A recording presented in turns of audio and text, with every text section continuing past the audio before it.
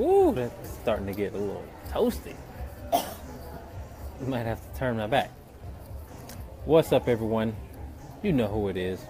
Jeremy Majors. Majors Academy Dog Training. Green Bay, Wisconsin. Thirsty Thursdays, episode 26. We are here at live from the mighty The Bar. This place is literally called The Bar. Yeah. So we are here. I'm not having a beer tonight. Sorry to disappoint. I'm just going to have a regular drink. And we are going to talk dogs. We are a dog training Q&A. So anybody out there who has questions about their dog, behavior-wise, business-wise, any dog trainer who has questions about business, we currently have a shadow student. I just opened up our shadow program, and it seems to be going pretty well. I've had 3 shadow students so far, 2 who represent Fetch Wisconsin Rescue, and so I've heard they've had a good time. So our shadow program is open because I love to teach. I also learn. And we're going to talk about one of the things that I learned while while I was teaching my shadow students, how about the whole dog training industry, positive versus the whole positive world versus the whole balanced world versus the whole tools, whatever, and all that crap. So I'll go ahead and say, if you guys have any questions, feel free to type them in. We'll answer those questions before I get into the subject. The subject of this Q&A is Sean O'Shea's rant. He had a rant that he caught a lot of flack for, and I just have no idea why he caught any flack for this rant. I just have no idea. It makes no sense to me. So we're going to go over it, my thoughts, and his sort of question I think I have an answer for. So what he was questioning is, how did we get here, right? I want to answer that and explain that. So bear with me. We're going to go over a few questions, and then we're going to get into Sean O'Shea's rant. If you haven't seen it, go to his page, Sean O'Shea, or I don't know if he didn't share it on the Good Dog channel, but go ahead and check that rant out. It's about 15 minutes long, but also check out the comments below the rant, because big name dog trainers were criticizing him, and it is totally mind-boggling as to why these trainers would be criticizing him, because I think these trainers were looking for certain things to criticize about. So we actually have some. I think we're going to do just drinks for yeah. now. We might do food later, though. I'll take that. Thank you, brother. I appreciate it. All right, that's fine. I'll check on you guys in a little bit. Thank you. Cheers.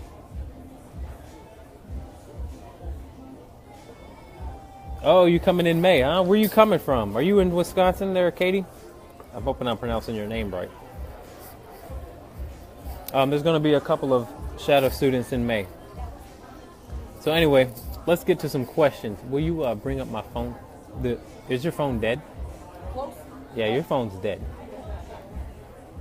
18%. Then how come it wouldn't answer my phone call? I never got a phone call. I called you multiple times. Never got a phone call. Coming from the Chi-Town, huh?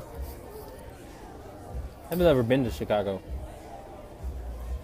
Erica wants me to go with her this weekend. Where y'all going? For what? The Bruno Mars? To Marcy's house for St. Patty's Day. To her parents' house. Oh, okay, whatever. All right, guys. Well, we might as well get into it. I don't think I have any questions. I can't see them either way. But let's get into it.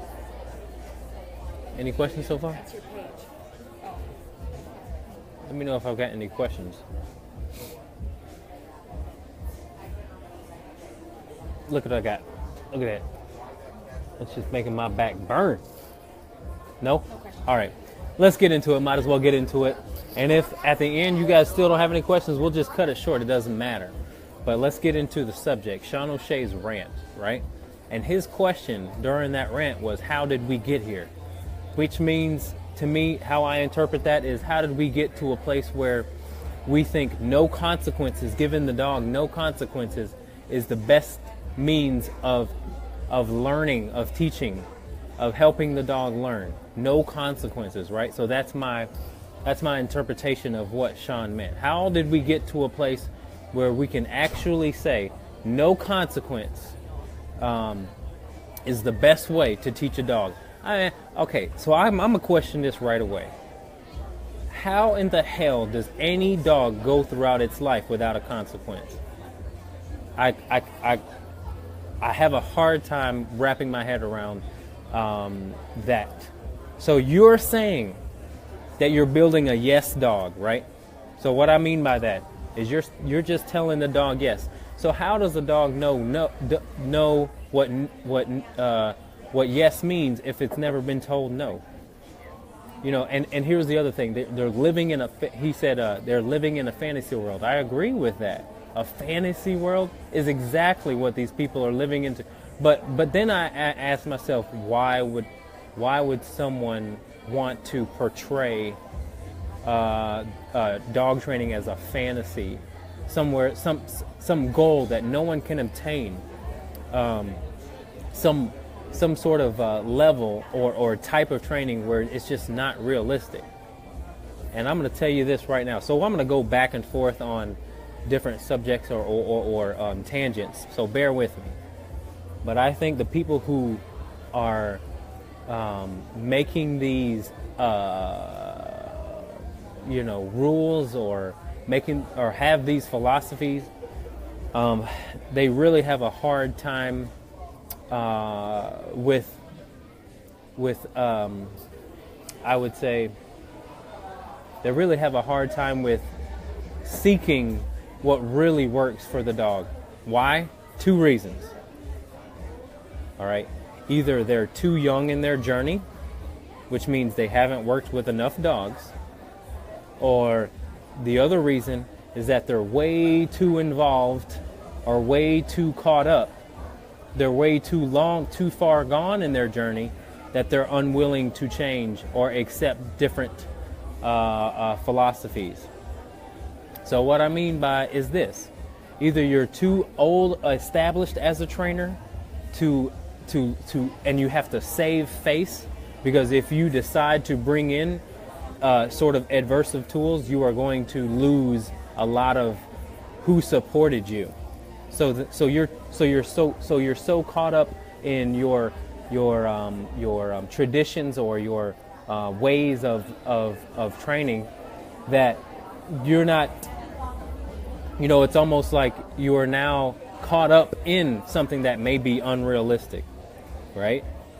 And then, or on the other side of things, this is the other people who criticize Sean on his video, is people who are not experienced enough to wean out what to do or what not to do. The criticizers say that Sean O'Shea has videos of dogs that have too much pressure, right? So the dogs have he puts dogs through too much pressure. He put too much pressure on dogs. You know, and how can you even say that when you are not there with Sean and his dogs and his clients? Okay, I like Sean, and this is not just me sticking up for him. This is me sort of telling the truth. Okay, I like Sean, so don't get me wrong. It could be biased, but I don't think it is. But because I'm going to tell you why. In my opinion, dogs need to learn how to be advocated for under stressful situations. I'm going to repeat that. Dogs need to be advocated for under stressful situations. So let's stop with all this only positive, only not stressing the dog, not correct or not correcting the dog during stressful times, only rewarding the dog during stressful times. Does the dog actually learn during stressful times if the only thing they're getting is positive reinforcement? Let's explore that sort of line of thinking. Does the dog need someone to just praise them for when they don't do anything? But how does the dog know that it's not supposed to react a certain way? If it decides not to act the way that you don't want it to act, and it gets rewarded for it, does the dog really know what not to do? Or does the dog really know it's not okay not to do what you don't want it to do? So anyway, I don't want to confuse anyone with my whole, because I can maybe get confusing with that stuff. But what I really want to stress here is that under stress, because life is stressful, it doesn't matter how perfect you can try and make it. Life is stressful for dogs, for people. How you giving the dogs the tools in order to deal with that stress is the difference between a dog who reacts for themselves or actually takes direction from a human. That's the difference. That's what we're trying to teach. That's what I think Sean O'Shea is trying to spread as well. Let's give dogs the tools in order to deal with stress in a better way, a constructive way, as opposed to it's a small example. If a dog gets stressed from someone coming into the door and says, "I need to handle this situation," let's go ahead and handle this situation. So positive only trainers would handle it this way. They would say, "Oh, let's see what happens. If the dog doesn't decide to bite, then we give it a treat." No, stupid. Let's do this. Let's give the dog direction the moment it decides to maybe go into something stupid, so we can actually be the dog's advocate and leader and say, "You need to go lay down, because I'm telling you that this person coming through the door is okay. You don't have to worry about it." So actually, the positive only trainers would then be not advocating for the dog and allowing someone maybe to potentially get hurt. So that's what I'm talking about. That's the difference here, okay? So I really, really, really want to stress that dogs need to learn how to deal with stressful situations in a constructive way, as opposed to a way where they need to handle their own stress in their own way, because you know that's not conducive to anyone, the environment, their health, their well-being, and anyone else that encounters the dog. So during high stressful times, if dogs can actually listen, if dogs can actually take direction, you're not only saving the dog's life, but you're also showing the dog that you don't have to sort of be in this reactive mindset. And it doesn't have, and we're not talking about only aggressive dogs here, because the lady called me today and said, "Do you only work with aggressive dogs?" I'm like, I work with every dog the same. It doesn't matter aggression or not. The dog's going to need to be able to have these tools to deal with this world in a better way, in a good way. And the best way to do that is to take leadership, because they're children at best. They're children at best, right? They maybe reach a 9-year-old's mental capacity at best, right? So they're children. We're dealing with children. And if we allow children to make all these decisions, how messed up are we going to have? How messed up are these children going to be? I gotta take a drink. You guys haven't had a Wisconsin old fashioned? Man, that's good. It's a good substitute for beer. All right.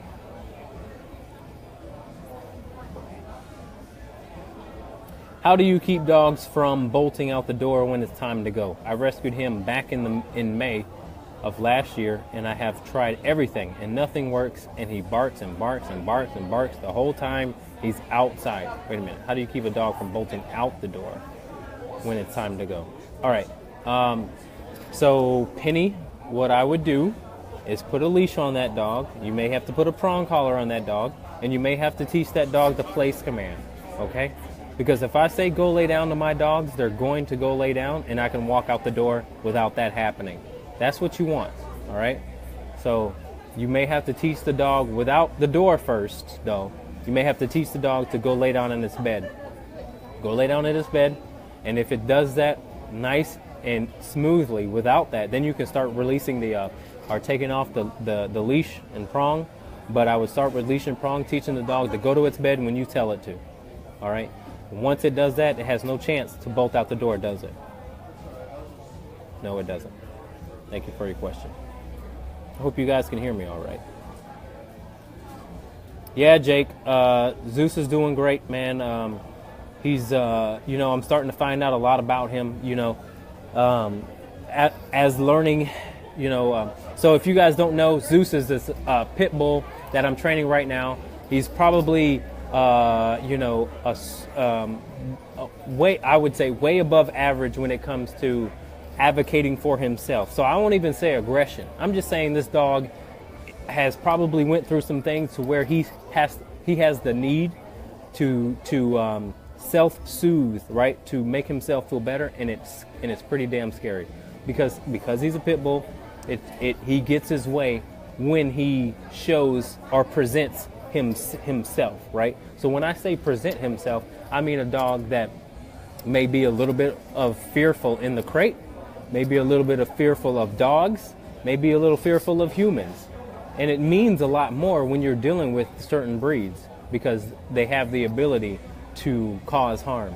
But that doesn't mean the brain thinks any different from a Chihuahua to a pit bull. So once you understand that, you can get the same results whether it's a Chihuahua or a pit bull. So this dog Zeus, if you guys look back on my page, you will see how reactive he is in the crate. I've totally eliminated the reaction in the crate, and I'm going to get video of it. So one of the things Jake expressed to me is when the dog goes back into the crate, he comes back right back at the crate, right? So when he's going in, it's interesting because he doesn't care if I let him out. But it's when he comes back in, turns around, and that's when he'll come back after you.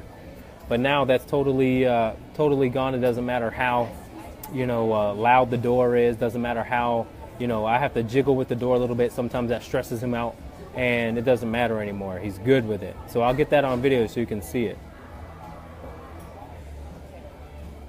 All right. I have to put him on leash before he goes out. Okay, great. I've tried that, and he still does it. Well, that means you're giving him too much there, Penny. If he still thinks it's okay, you're not giving enough consequence, or you're giving him too much to where he thinks it's not worth it for him to listen to you. Okay, so make sure that if he's not listening to you, that you strip him of what he wants and only provide him with what he needs, so he can realize that he has to do what you want him to do in order to get what he wants. If he wants your attention, if he wants to go out of the door, totally take that away from him. And ask that he do something before you give that to him. All right? Look at all these people wanting to know what I'm ranting about with Sean O'Shea. Okay, let me come up. Let me sit over here. Whew, that's fire getting hot. Whew-wee. Oh, man, that fire was hot. Look at that. That shit was on my back. You can hear it? All right, folks. So to continue about Sean O'Shea's rant, I really, really want to re-emphasize what I realized when I was talking to my shadow student and one of the people who are working with me. I want to re-emphasize it, okay? So you'll have two types of trainers that are going to criticize you, all right? Two types of trainers. One will be very young in their journey and unsure, and they'll want to sort of validate. Both of them want to validate. Right? Both of them want to sort of validate themselves. Why? Maybe they don't have the clients that they have, or maybe they're so insecure with their methods that they want to revalidate that their methods are the methods that should be used by everyone. Okay, so we can all agree that Sean O'Shea has helped millions, not millions, maybe thousands of dogs, thousands of people. All right, and so the criticizers, though, the criticizers now of Sean O'Shea has said, well, where's the videos at? If you've got a different way, if you've got a better way, put it on video. Now, the people who say, nah, I don't want to put it on video, now they say, well, it's because I'm too shy, it's because I'm this, it's because I'm that. That fundamental reason right there is the reason I really have a hard time even grasping anything about their opinion. Why? Because I think anyone and everyone should work on themselves before they try and work on other things. Help yourself before you help others. Period. I don't care what you say. You should help yourself to better help others, right? So even it's crazy in the dog training industry. It's just crazy. You have a bunch of people who may not be helping themselves in the way that they need to, but they're trying to help themselves as a means to feel better about themselves, which is backwards, because they need to be working on themselves in order to better help individuals. Because not only can you think clear, you can rationalize clear, but you can give your best effort when you attempt to help yourself before you try and make yourself feel good by helping others. So help yourself. So I say that bringing this back all the way to what I was just saying. If it's you holding you back from videos, then I question your passion. If it's you holding back from making videos, then I question your passion when it comes to dog training or whatever it is. Why? Because your video being watched can help one person that is super, super, super, super, super in need of your help. They can be desperately in need of your help. And if you decide not to make a video because you're too shy, you're robbing them of that experience. You're robbing them of maybe even putting their dog down. People have a few days of actually getting help before they decide to put their dog down after a crazy incident. I have people all the time that call me, and they got to wait months for my training. And I wish I had a resource to send them right away, because they need help right away. Their dog needs to stop biting yesterday, not today. If they've got to wait 2 months, they're literally living with a potential dog that bites for 2 months before they come and train with me. And so your videos can help in every way, whether it's good or bad or whatnot. Whether they can wean through good or bad if you're transparent about who you are and what you do as a trainer. So that's why videos are important. So don't give Sean or me the excuse that I'm too shy. I don't care about, who cares? No one was more shy than I was when I first started. Go back and watch my old videos. Those videos are terrible. I'm embarrassed, but I started it and I did it because maybe I could help some people, and it helped, and it worked. So it's not about you, more so than you could potentially help someone out there that desperately needs just to learn how to walk their dog. There are people that don't walk their dog because they can't. And you could change that with a video. You can change that in a session.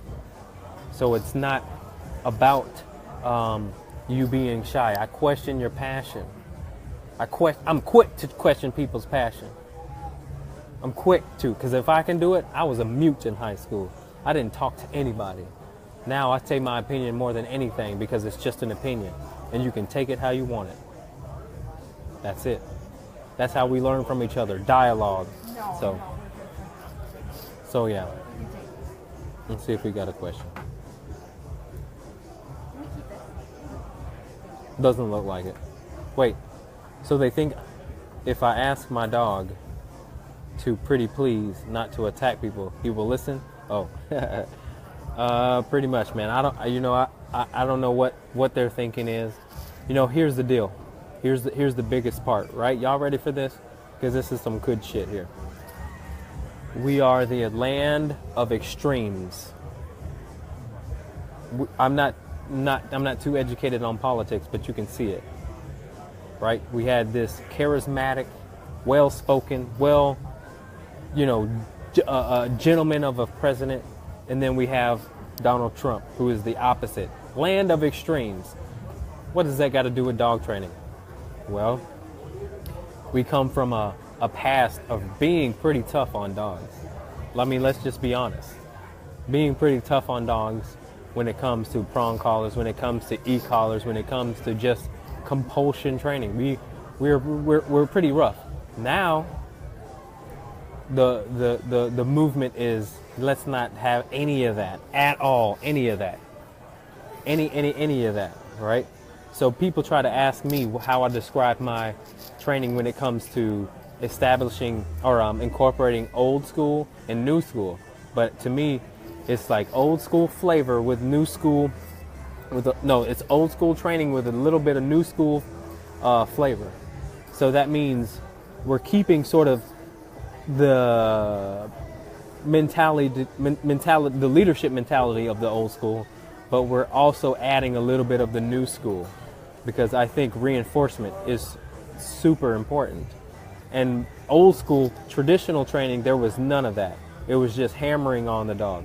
So people saw that and people got hurt by that, and they say, okay, absolutely no consequences in dog training. But then you have an unbalanced approach. So balanced training should be a little bit of old school with a little bit of new school. That's just my opinion. All right, because both of them together and in a careful way can be the best for the dog. You know what I mean? We have 2 young dogs that play rough. How do we let them play but not let it escalate into a potential fight? I think you have to develop a sort of respect with both dogs, that they don't think it's okay to escalate to that level, right? So just monitor them.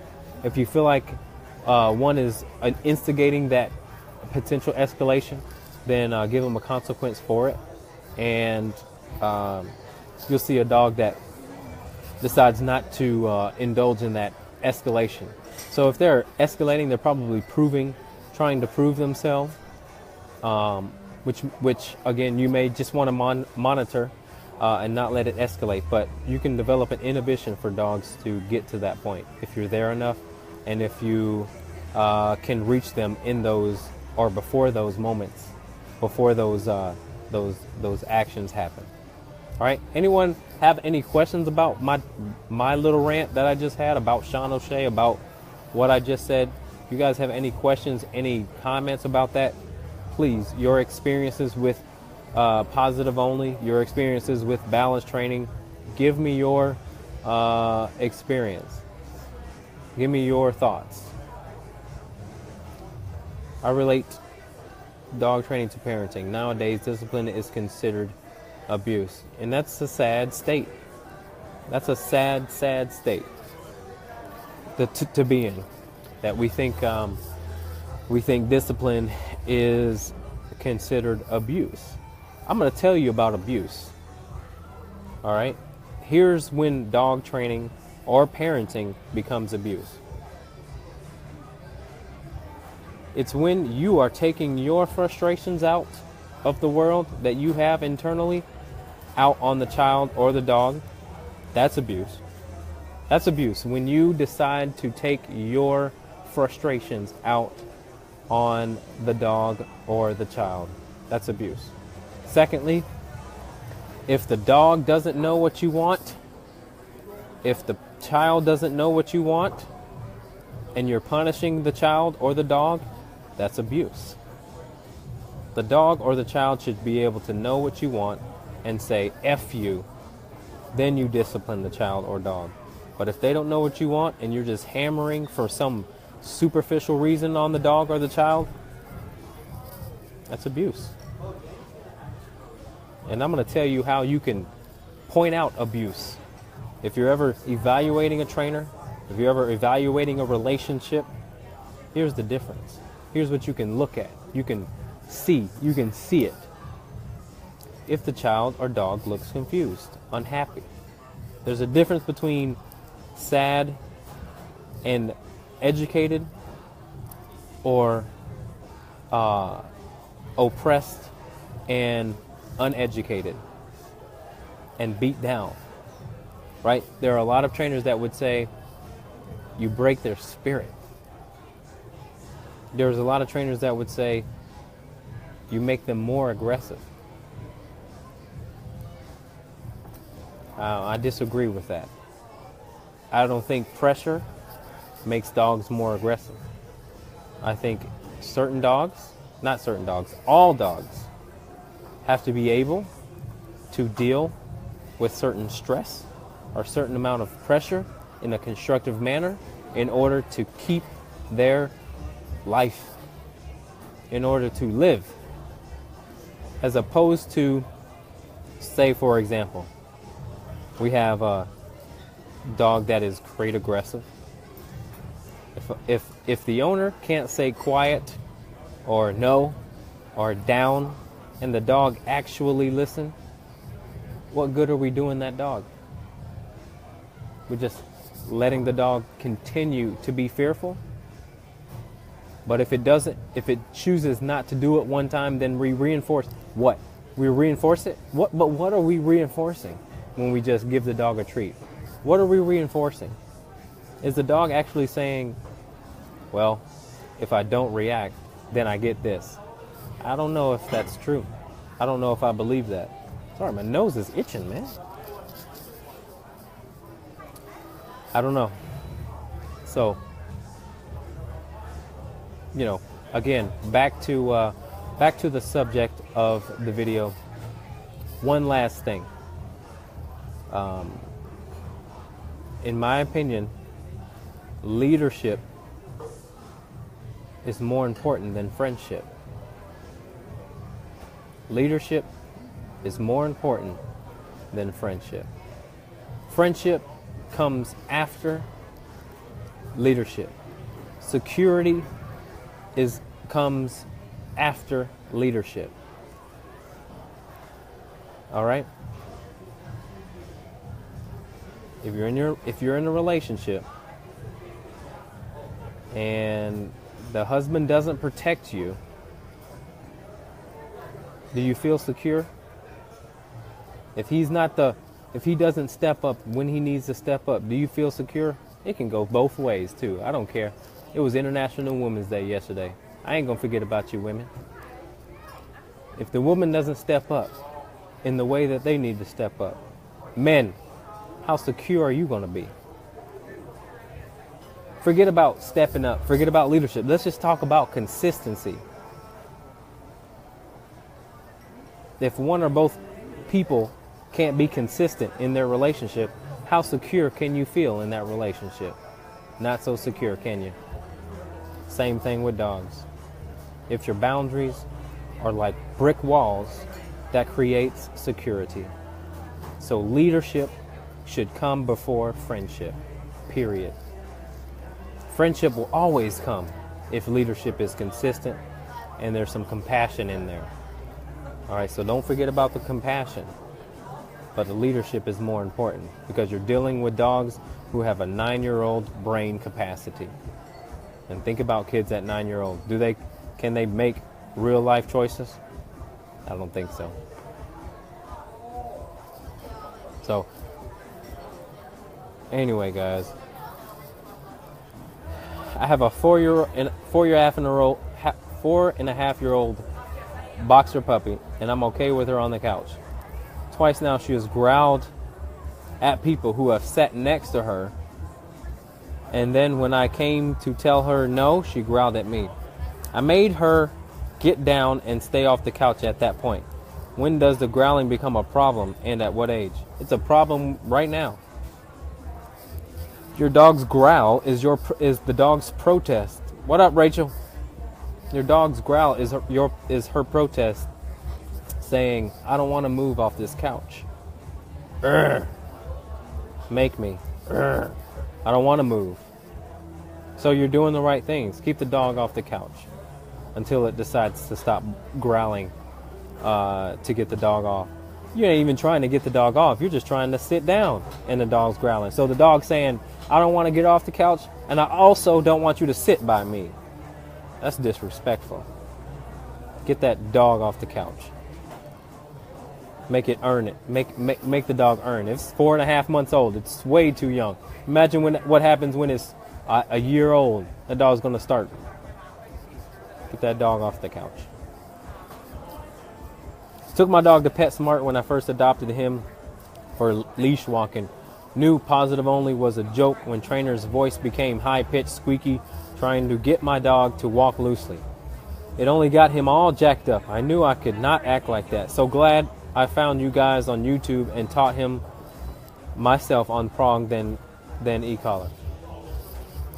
All right, so a lot of people go through that, right? They see that Petco training, they see that PetSmart training, and they say, ooh, this may be the answer. This is cheap, and it's a positive only. We would never want harm to our dog.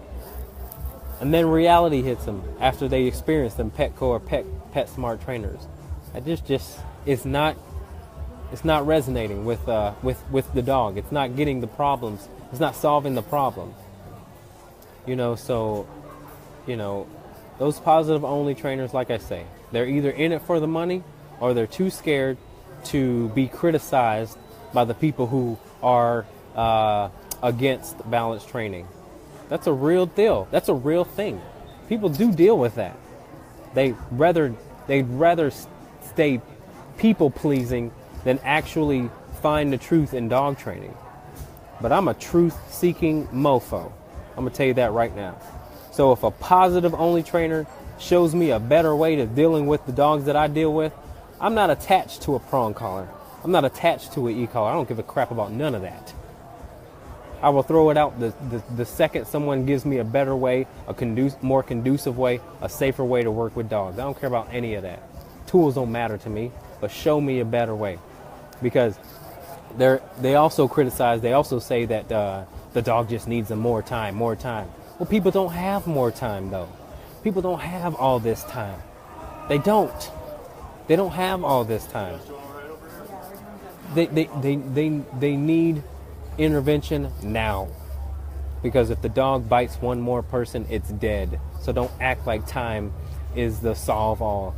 And yes, I agree with them on that. Any dog they don't need any tools with enough time, but people don't have time. People do not have time. It's either this dog just bit my child and I'm hours away of taking this dog to be put down. So we need help now. Real help with real results. All right? So that's it, guys. I don't have much else to say. Otherwise, I'll be repeating myself. What time is it? So glad you will be helping Porter in a few weeks. The training methods you've described have not worked. So he definitely needs some balance training. Males especially, not rots. Yeah. So anyway, if you guys have any last questions, go ahead and type them in. Otherwise, I'm going to get out of here and I'm going to drink my old fashioned. My mouth is getting a little dry.